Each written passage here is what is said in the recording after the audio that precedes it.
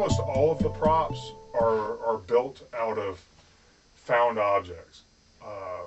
The cat, which is probably my favorite prop, is simply a child's projector. I took it all apart, took all the guts out of it. I painted it.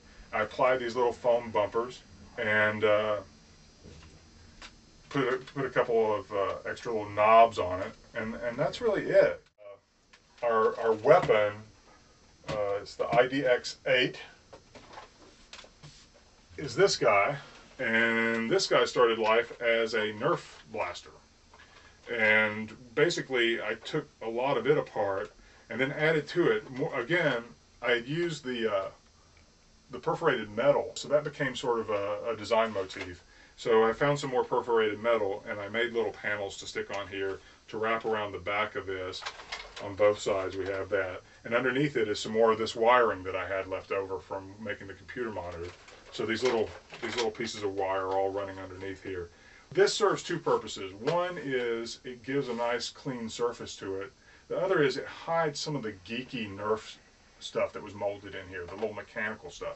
If you see little glimpses of that stuff, it looks pretty good. But if you see it up close, it just looks really, really very toy-like. Normally, this was a little light that was supposed to go on Nerf guns that would then shine and illuminate your target. Well, I turned it around, and we're using it in such a way that it's going to, on camera, it should look like they're looking in at a screen or a monitor, so the light shines on our faces. And that's basically it. I added the strap. That really adds some heft to it. Took from one of our Gaia stickers. I cut out one of the G's, kind of applied that on there. Put some little hardware pieces in here on the end, so it looks a little more serious, a little less plasticky. One thing I should mention is on both of these guys, these both are plastics. Okay, they're molded in the color plastic that they are. So when you paint them, if you just spray paint them with regular spray paint, enamel spray paint, what's going to happen is the spray paint's going to remain tacky a lot of the time, or it's going to just flake right off or scrape off real easily. So what you want to do is you always want to use a plastic primer. There is Rust-Oleum makes a really good primer for plastics that we sprayed on these first and then sprayed our top coat on, and we haven't had a bit of trouble with the paint coming off. It looks like there's some paint coming off in places, but really that's just weathering that I applied after the fact. Another really important prop to us is the Porter. This is a little Sudoku game that I bought at Target. It was 15 bucks. The thing that I liked about it, first of all, it kind of looks like a little portable computing device. I liked the color palette because I didn't want to change that. If I can help and not paint something, that saves me a little bit of time. It has a stylus. I like that. And when you turn it on, it lights up. I like that. So that gives us a lot of things to see on camera. It adds production value. Everything you choose, you want to try and add production value to your production.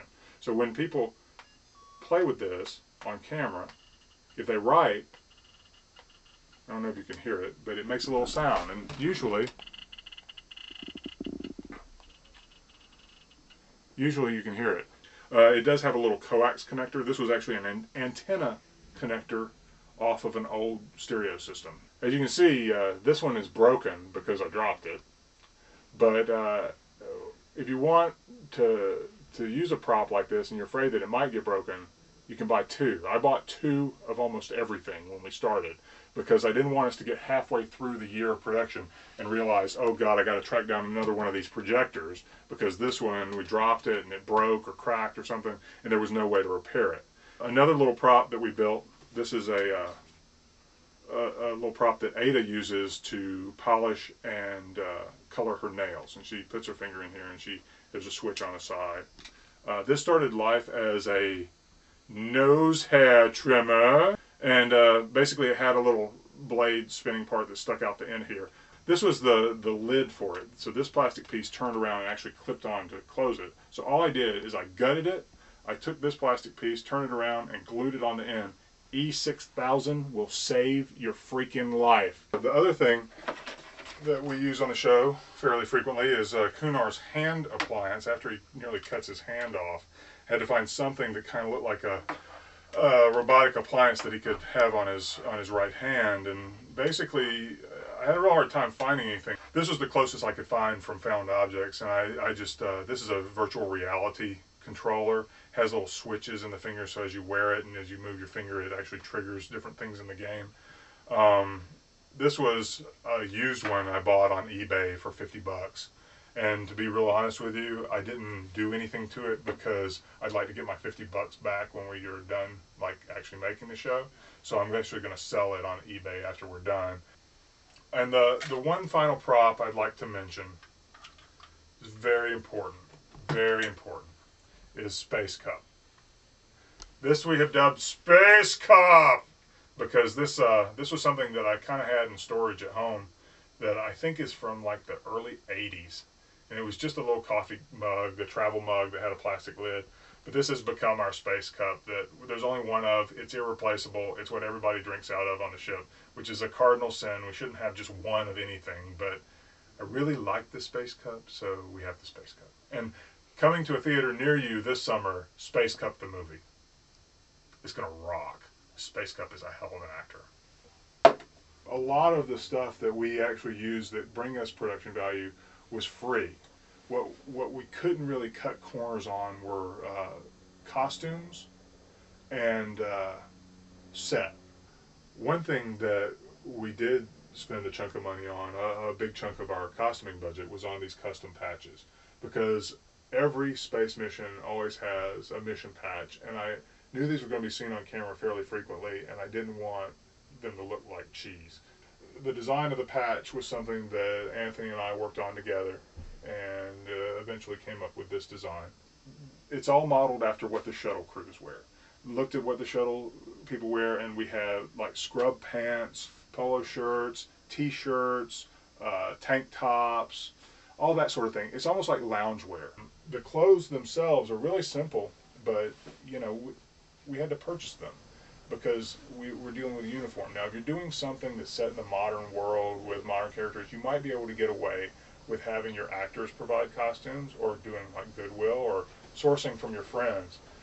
In our case, we really needed a uniform look, so I ended up going to Hanes.com and buying most of the stuff there, because I really wanted all of our blues to look the same.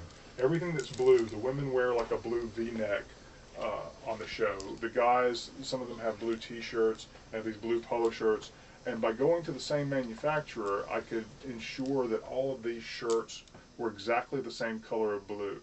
Once we had all the costumes and the patches and everything added together, I think we basically spent about $500 on costuming. That's half of our budget, but it's an important half of the budget.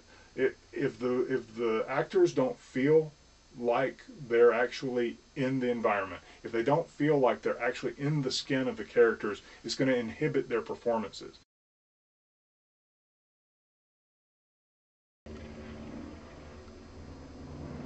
Another thing you should do with a web series is not put it in Hollywood, because you have air traffic all the time.